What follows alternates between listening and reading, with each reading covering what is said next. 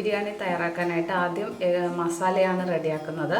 അതിനായിട്ട് ഞാനിവിടെ 3 സവോള നീളത്തിലരിഞ്ഞത് എടുത്തിട്ടുണ്ട്, 1/4 കപ്പ് ഓയിൽ, 6 മുട്ട പുഴുങ്ങിയത് എടുത്തിട്ടുണ്ട്, 2 വലിയ പച്ചമുളക് എടുത്തിട്ടുണ്ട്, ചെറുതാണെങ്കിൽ 3 എടുക്കാം, കുറച്ച് പുതിനയില, മല്ലിയില, 2 മീഡിയം സൈസ് ടൊമാറ്റോ ചെറുതായിട്ട് അരിഞ്ഞത്, പിന്നെ ഒരു ടേബിൾ സ്പൂൺ തൈര്, 2 കഷ്ണം ഇഞ്ചി, ഒരു 6-7 അല്ലി വെളുത്തുള്ളി, 1 ടീസ്പൂൺ മുളക് പൊടി, 1/2 ടീസ്പൂൺ മഞ്ഞൾപ്പൊടി, 1/2 ടീസ്പൂൺ കുരുമുളക് പൊടി, 1/2 ടീസ്പൂൺ മല്ലിപ്പൊടി, 1 ടീസ്പൂൺ ഗരം മസാല.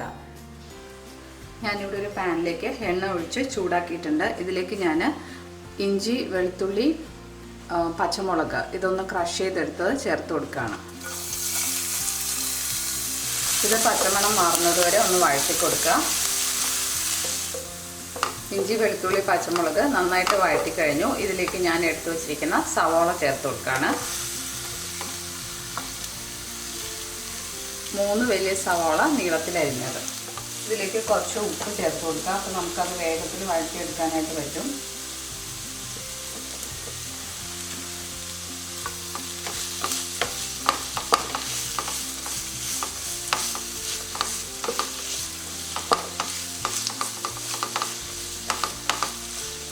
സവാള വഴറ്റാനായിട്ട് നിങ്ങൾക്ക് വേണമെങ്കിൽ ഓയിലിൻ്റെ കൂടെ 1 ടേബിൾ സ്പൂൺ നെയ്യ് കൂടെ വേണമെങ്കിലും ചേർക്കാം. ഞാനിവിടെ ഓയിൽ മാത്രമാണ് ചേർക്കുന്നത്. സവാള നന്നായിട്ട് വഴറ്റിയെടുത്ത് കഴിഞ്ഞു. ഇതിലേക്ക് നമുക്ക് എടുത്തു വച്ചിരിക്കുന്ന ടൊമാറ്റോ ചേർത്ത് കൊടുക്കാം. ഇത് നന്നായിട്ട് വഴറ്റിയെടുക്കുക. നന്നായിട്ട് സ്മാഷ് ചെയ്തെടുക്കണം. ടൊമാറ്റോ നന്നായിട്ട് വഴറ്റിയെടുത്ത് കഴിഞ്ഞു. ഇതിലേക്ക് നമുക്ക് പൊടികൾ ചേർത്ത് കൊടുക്കാം.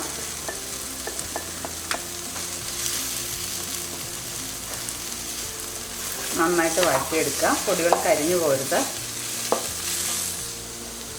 പൊടി നന്നായിട്ട് വഴറ്റിയെടുത്തു. ഇതിലേക്ക് ഞാൻ ഒരു 1.5 ടേബിൾ സ്പൂൺ തൈര് ചേർത്ത് കൊടുക്കുകയാണ്. ഇത് അധികം പുളിയില്ലാത്ത തൈരാണ്.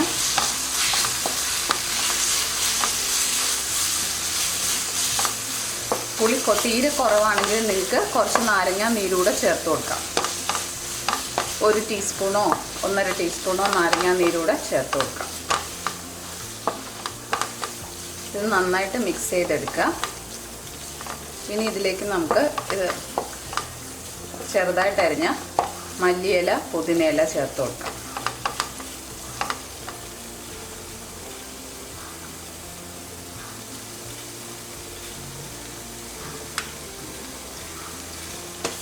ഇതും നന്നായിട്ടൊന്ന് മിക്സ് ചെയ്തെടുക്കാം. ഉപ്പൊന്ന് നോക്കുക.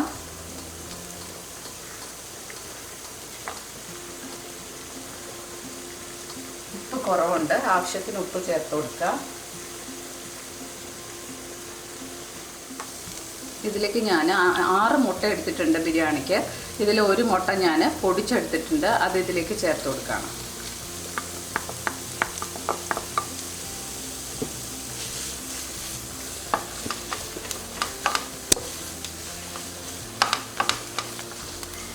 ഒരു മുട്ടയാണ് പൊടിച്ചെടുത്തിട്ടുള്ളത്. ഇനി ഇതിലേക്ക് 1.5 കപ്പ് വെള്ളം ചേർത്ത് കൊടുക്കാം. ചൂടുവെള്ളം തന്നെ ചേർക്കണം.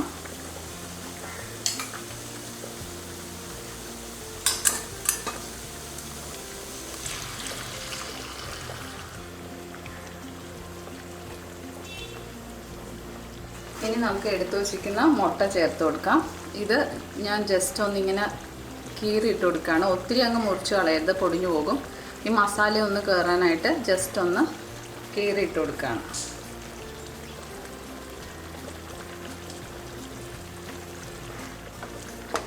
ഇതൊന്ന് മിക്സ് ചെയ്ത് നമുക്ക് ഈ വെള്ളം ഒന്ന് വറ്റിച്ചെടുക്കണം.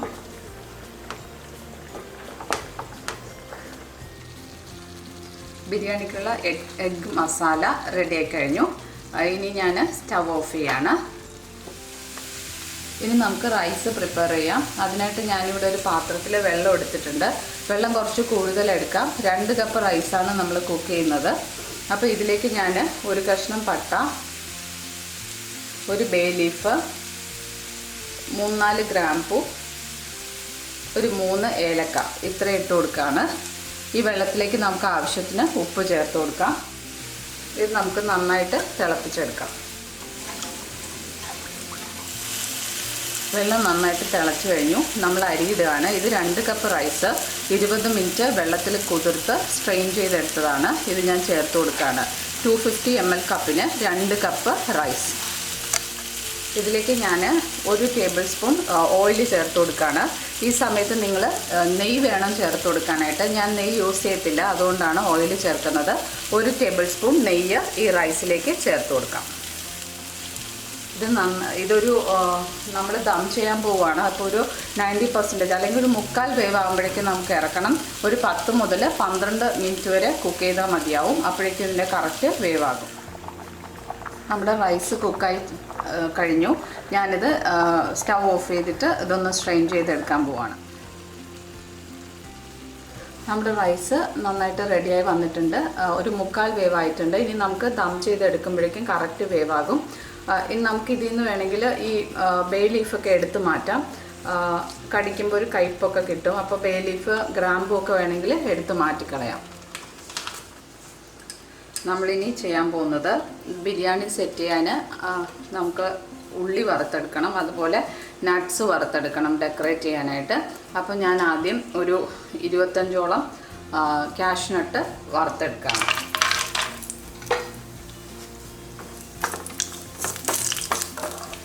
കാഷ്നട്ട് റെഡിയായി കഴിഞ്ഞു. ഞാൻ കോരിയെടുക്കുകയാണ്. ഇനി ഞാൻ ഒരു പിടി കിസ്മിസ് ഇട്ട് കൊടുക്കുകയാണ്.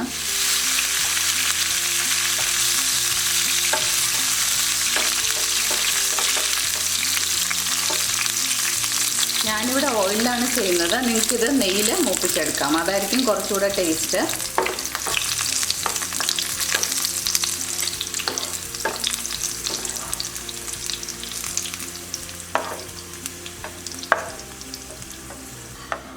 ഇനി നമുക്ക് സവാള മൂപ്പിച്ചെടുക്കണം.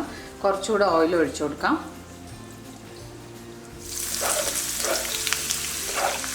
ഇതൊരു വലിയ സവാള തിൻ സ്ലൈസസ് ആയിട്ട് അരിഞ്ഞെടുത്തതാണ്.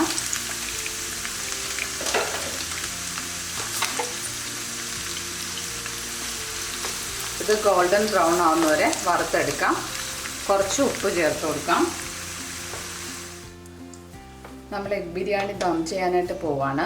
അതിനായിട്ട് ഞാനിവിടെ ഒരു നല്ല ചൂട് കട്ടിയുള്ള ഒരു പാത്രം എടുത്തിട്ടുണ്ട്.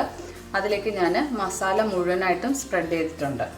ഇനി ഇതിൻ്റെ പുറത്തേക്ക് നമുക്ക് ഒരു ലെയർ ചോറിട്ട് കൊടുക്കാം.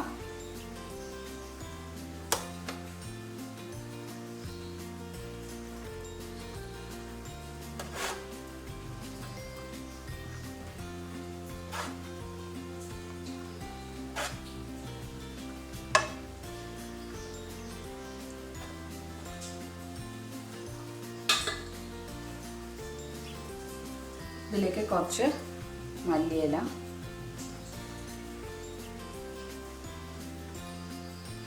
കുറച്ച് പുതിനയില, ഫ്രൈ ചെയ്തെടുത്ത സവാള, കാഷ്നട്ട്, കിസ്മിസ്,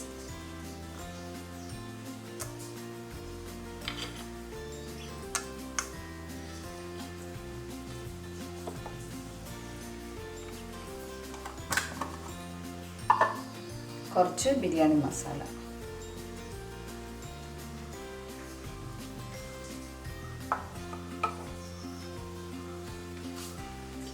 ഇനി നമുക്ക് ബാക്കിയുള്ള റൈസ് ഇട്ട് കൊടുക്കാം.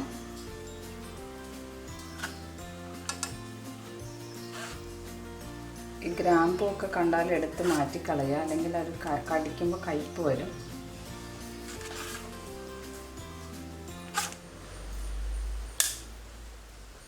വീണ്ടും നമുക്ക് കുറച്ച് പുതിനയില ഇട്ട് കൊടുക്കാം. മല്ലിയില,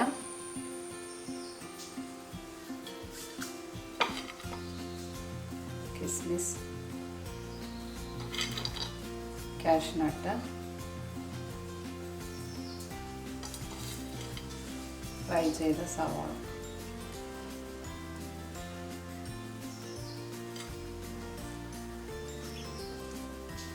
ഇനി നമുക്കിത് ദം ചെയ്തെടുക്കാം. നല്ല ഡീറ്റെയിൽഡ് ആയിട്ട് ഇതിൻ്റെ ദം എങ്ങനെയാണ് ബിരിയാണി ദം ചെയ്യണമെന്ന് ഞാൻ ചെമ്മീൻ ബിരിയാണി കാണിച്ചിട്ടുണ്ട്. നിങ്ങളത് നോക്കുക. ഇത് ഞാൻ അലുമിനിയം ഫോയിൽ വെച്ച് കവർ ചെയ്യാൻ പോവുകയാണ്. എന്നിട്ട് ചെറിയ തീയിൽ നമുക്ക് ദം ചെയ്തെടുക്കാം. കുറച്ച് ബിരിയാണി മസാല കൂടെ ഇട്ട് കൊടുക്കുക. ഞാനത് പറയാൻ വിട്ടുപോയി.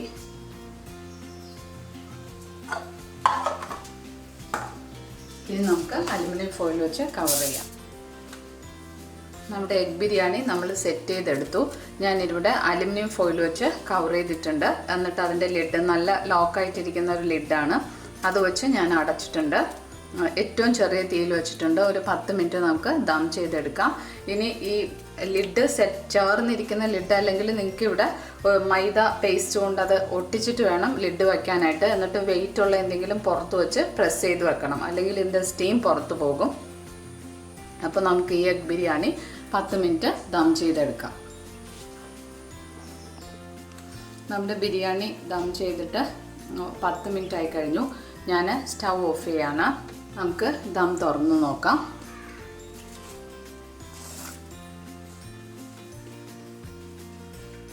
ബിരിയാണി റെഡിയായി കഴിഞ്ഞു. നമുക്കിനി ഇതൊരു സെർവിങ് പ്ലേറ്റിലേക്ക് മാറ്റാം. ബിരിയാണി നിങ്ങൾക്ക് വേണമെങ്കിൽ ഇത് മിക്സ് ചെയ്ത് നമ്മൾ ചെമ്മീൻ ബിരിയാണിയൊക്കെ ചെയ്യുന്ന പോലെ മിക്സ് ചെയ്ത് യൂസ് ചെയ്യാം. അല്ലെങ്കിൽ കുറച്ച് മസാല എടുക്കുക, അതിലേക്ക് റൈസും എടുത്ത് അങ്ങനെയും ഉപയോഗിക്കാം. ഞാനിവിടെ സൈഡിൽ നിന്ന് കാണിക്കാം. ഇത് അടിക്കൊന്നും പിടിച്ചിട്ടില്ല.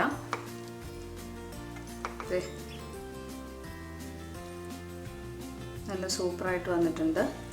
ഞാനിത് കംപ്ലീറ്റ് ആയിട്ട് മിക്സ് ചെയ്യുന്നില്ല. വളരെ ടേസ്റ്റി ആയിട്ടുള്ള എഗ് ബിരിയാണി തയ്യാറായി കഴിഞ്ഞു. നിങ്ങളെല്ലാവരും ഈ റെസിപ്പി ട്രൈ ചെയ്ത് നോക്കുക. മറ്റ് ബിരിയാണിയായിട്ട് കമ്പയർ ചെയ്യുമ്പോൾ ഇത് വളരെ ഈസി ആയിട്ട് തയ്യാറാക്കാൻ പറ്റും. നിങ്ങളിത് റെഡിയാക്കി നോക്കിയിട്ട് നിങ്ങളുടെ ഫീഡ്ബാക്ക് അറിയിക്കുക. അതുപോലെ എൻ്റെ വീഡിയോ ലൈക്ക് ചെയ്യുകയും ഷെയർ ചെയ്യുകയും ചെയ്യുക. മറക്കാതെ എൻ്റെ ചാനൽ സബ്സ്ക്രൈബ് ചെയ്യുക. വീണ്ടും നല്ലൊരു വീഡിയോ ആയിട്ട് നമുക്ക് കാണാം. Thanks for watching.